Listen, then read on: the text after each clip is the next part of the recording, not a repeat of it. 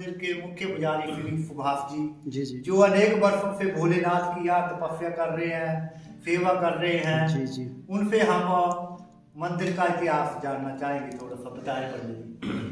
लगभग 2000 वर्ष पहले महात्मा विशेषानंद जी अपनी तीर्थ यात्रा पर चले हुए थे। गर्मियों के दिन थे, पहाड़ी चढ़ करके आए तो उनको प्यास लगी जी और यहाँ पर आकर के देखा कहीं भी पानी नहीं मिल रहा था, तो यहाँ पर एक छोटी सी कुटिया बनी हुई थी। उस कुटिया में गए, वहाँ एक बहुत ही बूढ़ी माता जी जब आराम कर रही थी, उससे महात्मा जी ने पानी पीने के लिए मांगा। जी जी तो माता जी ने कहा कि मैं यहाँ पर आराम कर रही हूँ, आप जो छोटा सा मटका किनारे पर पड़ा हुआ था, वहाँ से आप जो अपना पानी पी करके अपनी प्यास बुझा लो। घड़े से पानी। जी जी तो उस घड़े से पानी पीने लगे।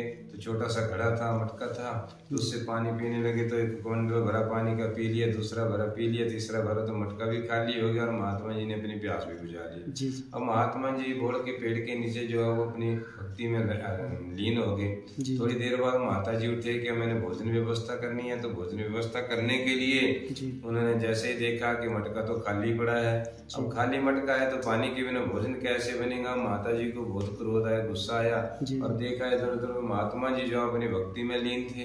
अब उनको देख करके माता जी ने गुस्से में कुछ अपशब्द कह दिए। तो माता जी के अपशब्दों से महात्मा जी के मन को बड़ी ठेस पहुंची। क्या देखिए, पानी के लिए मुझे कितनी बातें सुननी पड़ गई। तो महात्मा जी ने सोचा क्यों नहीं यहाँ पे जो है वो पानी की व्यवस्था की जाए। तो उन्होंने भगवान शिव की आराधना शुरू कर दी।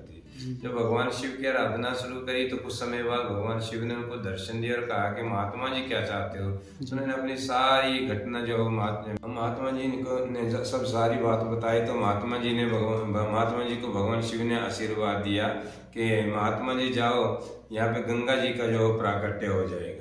तो गंगा जी कैसे प्रकट होंगे ऐसा महात्मा जी ने पूछ लिया। तो महात्मा जी के कमंडल, चिमटा और छतरी, 3 चीजें लेके भगवान शिव अंतर ध्यान हो गए। थोड़ी देर में जब निकल रहा है सरोवर में, सबसे पहले चिमटा निकला, चिमटे के रूप में पानी की धार आ गई। उसके बाद कमंडल आया, कमंडल रूप में पानी की धार आ गई। उसके बाद छतरी आ रही थी। तो छतरी आने से पहले भगवान ने भी कुछ ऐसी लीला की कि सबका परोपकार करना था। तो उन्होंने ऐसी लीला की, जो बूढ़ी माता थी उसके पास गऊ थी, उनमें एक बछड़ा था, उसका नाम गंगा था।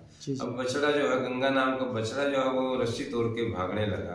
तो जैसे वो भागा तो माता जी ने जोर जोर से कहना शुरू कर दिया कि बस गंगा बस रुक जाओ। तो जब इतनी बात कही तो गंगा जी का जो छतरी के रूप में जो बहाव आ रहा था वो पीछे का पीछे रुक गया।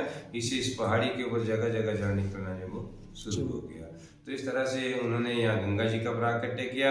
फिर उन्होंने भगवान शिव की फिर आराधना शुरू कर दी, यहीं पे रहने शुरू कर दिए। क्योंकि यहाँ के लोगों ने जो थोड़ी बहुत यहाँ पे पब्लिक थी, लोग थे वहाँ, उन्होंने जो है यहाँ से उनको जाने नहीं दिया कि उन्होंने बड़ा अच्छा कार्य जो किया। तब यहाँ के राजा वीरचंद थे, उन्होंने जो है इस मंदिर का जो है निर्माण करवाया।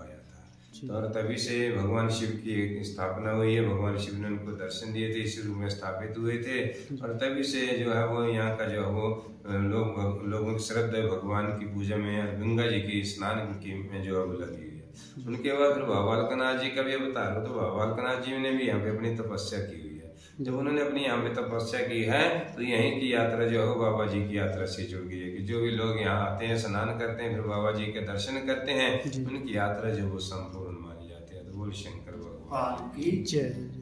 आपने बड़ी अच्छी जानकारी दी, समाज के लिए बहुत ही लाभदायक है।